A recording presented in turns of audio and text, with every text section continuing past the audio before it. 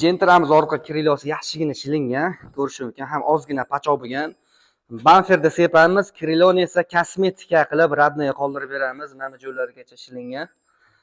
3 kun vaqt ketadi, inshaalloh egalariga dizaynli qilib topshiramiz radnoga.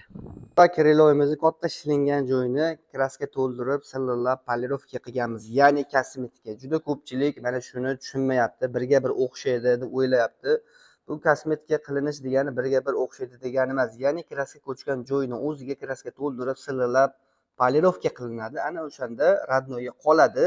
Juda ko'pchilik birga bir o'xshaydi, balobatlar deyapti, ko'pchilik videoda aldayapti.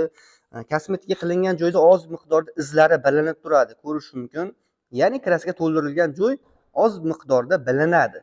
Septirgandan ko'ra ana shunaqa qilib radnoga qoldirgan yaxshi. Mana bu joy ham juda katta ko'chgan edi. Buni ham kosmetika qilib radnoga qoldirganmiz.